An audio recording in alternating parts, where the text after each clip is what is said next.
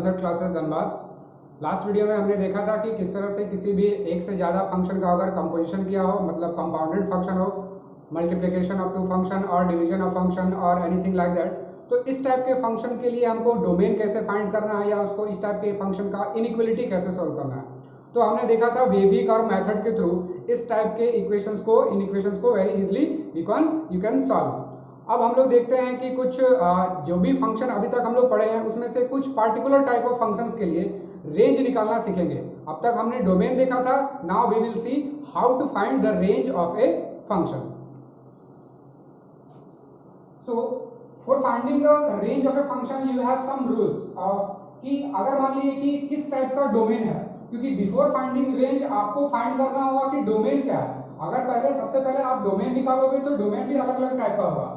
उसमें पहला केस है कि अगर जो आप डोमेन निकाले हो वो डोमेन अगर सेट ऑफ पॉइंट्स है, मतलब जो आप डोमेन निकाले हो मान लीजिए कि वो domain something a b c dot dot some particular points है, तो अगर डोमेन पॉइंट वाइज है, एक सेट है, तो इस टाइप के फंक्शन का अगर आपको रेंज निकालना हो तो ये बहुत ही सिंपल है।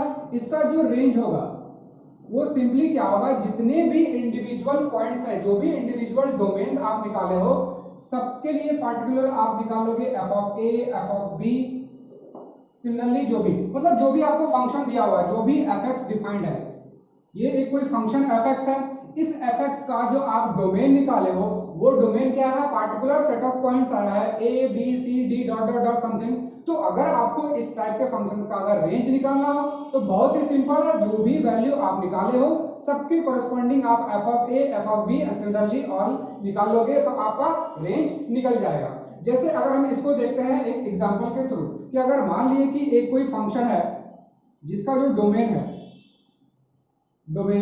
वो है 1 2 3 and the function F x is x square plus 2x plus 1 plus 5। तो अगर मान लीजिए कि ये एक फंक्शन है जिसका हम डोमेन डिफाइन कर चुके हैं कि इसका डोमेन 1 2 3 है, मतलब ये 1 2 3 के लिए डिफाइंड है। अगर हमको इसका रेंज निकालना है तो रेंज निकालने के लिए सिंपल तरीका क्या होगा कि जो मेरा रेंज होगा वो क्या होगा, एफ ऑफ जिस पार्टिकुलर पॉइंट के लिए आप डोमेन निकाले हुए। तो अगर यहाँ फर्स्ट पॉइंट क्या है 1, मींस आपको एफ ऑफ 1 चाहिए, एफ ऑफ 2 चाहिए और एफ ऑफ 3 चाहिए। ये तीनों वैल्यू निकालने के बाद इस पे जैसे ही हम ब्रैकेट लगा देंगे ये क्या बन जाएगा, एक सेट, और जैसे ही ये सेट बन जाएगा that will be our range. तो इस टाइप के फंक्शंस को, अब चूंकि यहाँ पर आपको f पता होना चाहिए, जैसा कि यहाँ फंक्शन दिया होगा तो 1 निकालने के लिए x की जगह 1 पुट कर देंगे, f ऑफ 2 निकालने के लिए x की जगह 2 पुट करके सॉल्व कर देंगे और f ऑफ 3 निकालने के लिए x की जगह 3 पुट कर देंगे। तो इस टाइप के फंक्शन के लिए बहुत ही सिंपल तरीका है पॉइंट वाइज के लिए।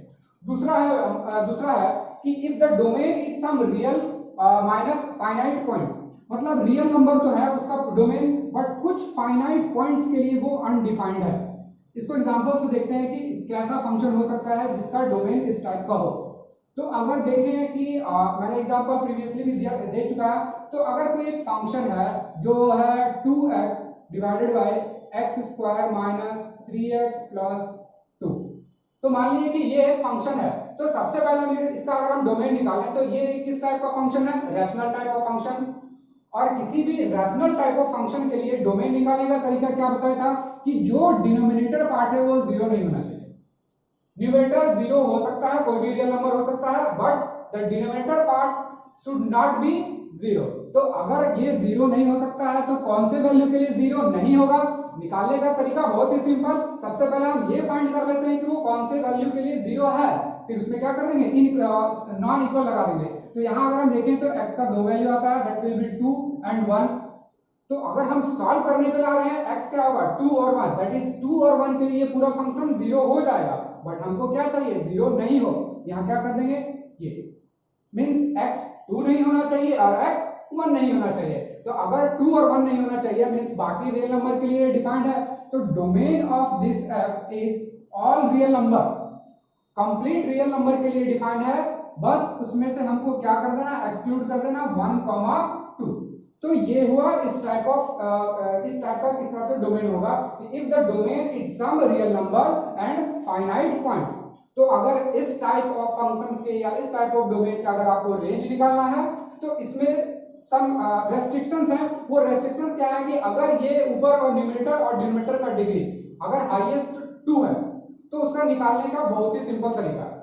हाँ, अगर उससे ज्यादा डिग्री होता है then we have calculus to find the range of those functions, जो अभी हम लोग उस पर नहीं जाएंगे क्योंकि वो कैलकुलस पार्ट का है। तो फिलहाल इसके लिए हम एग्जांपल अभी देते हैं। Let's discuss third point. If the domain is some finite interval, तो अगर मान लीजिए कि मेरा जो डोमेन है वो कुछ इंटरवल आता है, इंटरवल मतलब हो सकता है कुछ a से b टाइप ऑफ, या a टू b क्लोज भी हो सकता है, ठीक है। तो अगर इस टाइप का डोमेन आए mean some value some interval, तो अगर जब डोमेन इस टाइप का है तो इस टाइप के डोमेन्स का रेंज फाइंड करने के लिए भी मेरे पास एक पार्टिकुलर मेथड है, और वो पार्टिकुलर मेथड के लिए मैं एक इंपॉर्टेंट और एक सेपरेट वीडियो बनाऊंगा जिसपे क्या होगा, वहां पर आपको एक पूरा कंप्लीट प्रोसीजर बताऊंगा कि कैसे आप किसी ऐसे फंक्शन जिसका डोमेन क्या हो, कुछ फाइनाइट इंटरवल हो, उसका रेंज निकाल सकते हैं। तो in this video we will discuss this two and this one. तो यहाँ पर एक पॉइंट है कि domain of fx plus gx plus minus fx into gx और fx बाई gx। अब अगर मान लीजिए कि मेरे पास यहाँ पर दो फंक्शन है, या I am discussing just two function, there can be more than two functions. So अगर मान लीजिए कि ये जो पहला फंक्शन है इसका डोमेन समथिंग d1 है, मान लेते हैं यहाँ पर जो इसका दूसरा फंक्शन है इसका डोमेन समथिंग d2 है। तो ये तो मेरा फंक्शन क्या है, पूरा दोनों एक तरह से कंपाउंडेड किया हुआ पूरा एक साथ है। तो अगर हम इसका इंडिविजुअली डोमेन निकाल लें, इसका इंडिविजुअली डोमेन निकाल लें, तो इस पूरे का जो डोमेन होगा, the domain of, let us denote this by hx, तो जो डोमेन होगा hx का वो क्या होगा, d1 इंटरसेक्शन d2।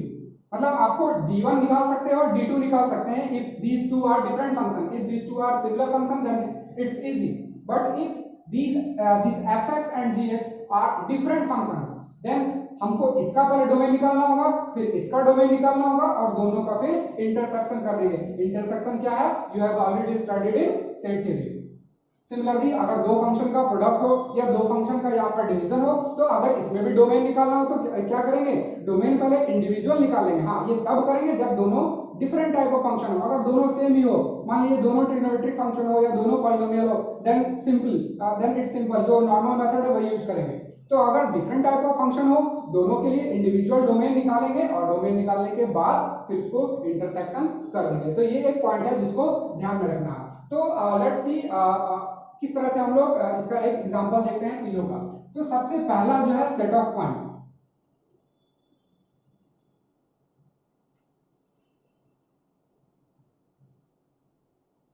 तो जो सबसे फर्स्ट टाइप है, सबसे फर्स्ट टाइप में अगर हम देखें कि मान लेते हैं एग्जांपल लेते हैं कि एक कोई फंक्शन है fx, that fx is defined from a to b।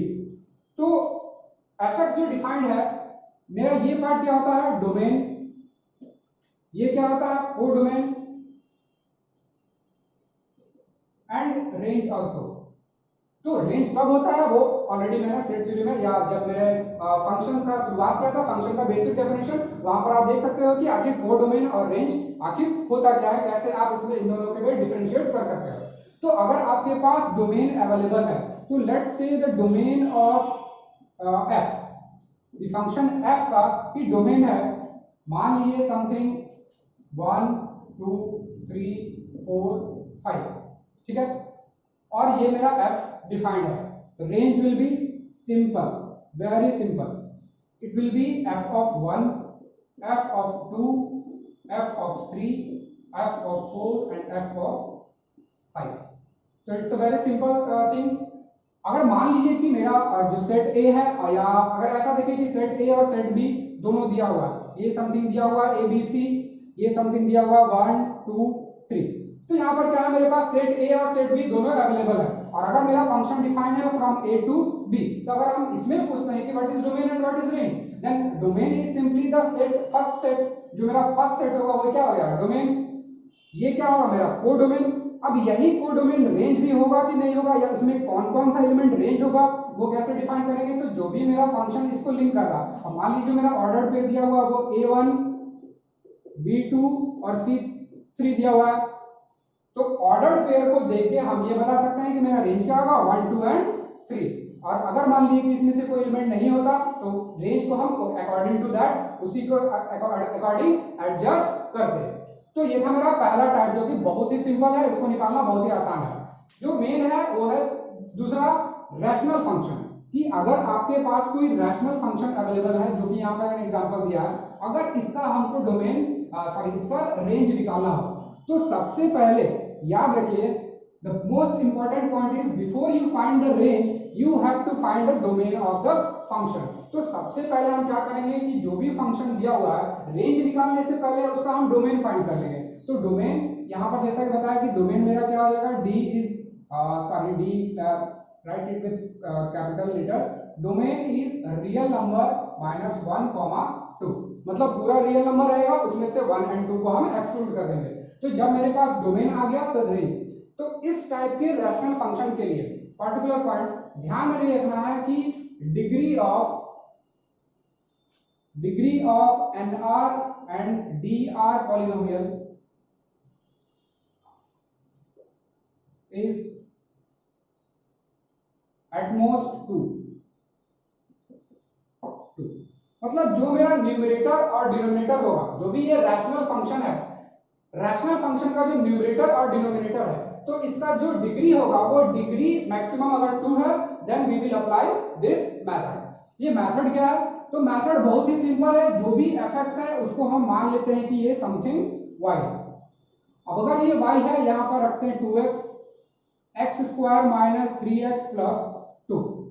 तो अब करना आपको क्या है कि इसको क्रॉस मल्टीप्लिकेशन करके इस पूरे इक्वेशन को क्वाड्रेटिक में एक लीनियर क्वाड्रेटिक बनाना है। मतलब इसको सिंपल अगर वे में समझें तो इसको सॉल्व करके सबको एक साइड लाना है। तो अगर हम इसको इस साइड लिखें that will be yx square minus 3 into y is 3yx plus 2y is equal to 2x। अब आपको करना क्या है कि यहां पर अगर हम देखें तो इसको हमको क्या करना होगा, x में क्वाड्रेटिक पहले बनाना होगा। तो x में क्वाड्रेटिक यहां ऑलरेडी दिख रहा है, बट एक प्रॉपर वे में बनाना होगा। मतलब आपको इस फॉर्मेट में लिखना है ax square plus bx plus c is equal to 0, इस टाइप में कन्वर्ट करना है। तो ax स्क्वायर टाइप दिख रहा है, x का जो दोनों टर्म है दोनों को हम एक साथ ले आते हैं, तो yx स्क्वायर अगर यहां पर देखें तो यहाँ 3yx और यहाँ 2x, दोनों में से x कॉमन ले लें, we have 3y minus 2 it's plus, because जब ये 2x इधर आएगा तो क्या होगा, माइनस होगा, और दोनों में से माइनस कॉमन ले लें, यहाँ प्लस और plus 2y is equal to 0। तो अब ये इक्वेशन जो है इस फॉर्मेट में कन्वर्ट हो गया, ax square plus bx plus c, ax square plus bx plus c type में, वेयर c इज 2y। अब जैसे ही इस फॉर्मेट में कन्वर्ट हो गया तो हमको करना क्या है कि we know that x is defined, और x क्या है, रियल होना चाहिए, कुछ रियल होना चाहिए 1 और 2 को छोड़ के। तो अगर x रियल डिफाइंड है तो by quadratic conception, quadratic formula में और कोई भी क्वाड्रेटिक इक्वेशन को डिफाइन होने के लिए, उसका रियल रूट होने के लिए क्या कंडीशन होता है, we have a condition that d must be greater than equal to 0। जो मेरा डिस्क्रिमिनेंट है क्वाड्रेटिक का वो क्या होना चाहिए, ग्रेटर देन इक्वल टू 0 होना चाहिए। d कैसे निकालते हैं, b स्क्वायर माइनस 4ac, ये आप ऑलरेडी पढ़ चुके हो क्लास 10 में। तो फिलहाल के लिए हम इसको यूज करते हैं यहाँ पर। तो मेरा b पार्ट क्या हो जाएगा, minus of 3 that is 3y plus 2 का होल स्क्वायर, चूंकि माइनस का स्क्वायर करेंगे ऑलरेडी प्लस हो जाएगा, तो I am not writing that, minus 4a, a कितना है y into 2y and that is equal to 0। तो ये मेरा हो गया इक्वेशन, और ये sorry it's greater than equal to 0। तो हम यहाँ पर क्या देख रहे हैं कि यहाँ पर जो इक्वेशन था d का कंडीशन लगाने के बाद क्या रहा है, it's b square minus 4ac greater than equal to 0। अब हमको करना क्या है, यहाँ पर एक कंडीशन और लगाना है, एंड द कंडीशन इज कि कोई भी क्वाड्रेटिक इक्वेशन को डिफाइन होने के लिए सबसे इंपॉर्टेंट चीज क्या है कि जो मेरा x स्क्वायर का कोएफिशिएंट है वो 0 नहीं होना चाहिए। Similar case will be applied here. यहाँ पे x स्क्वायर का कोएफिशिएंट क्या है, y है, तो यहाँ एक कंडीशन और इंक्लूड कर देंगे कि y 0 नहीं होना चाहिए। ठीक है, तो ये भी पार्ट जो है डोमेन में इंक्लूड रहेगा। अब हम इसको सॉल्व करते हैं। तो इसको सॉल्व करने के लिए पहले जरा इसको सिंपलीफाई कर लें।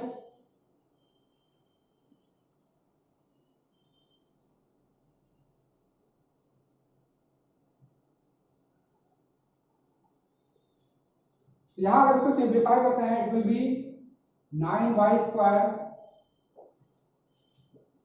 12y plus 4 minus 8y square greater than equal to 0.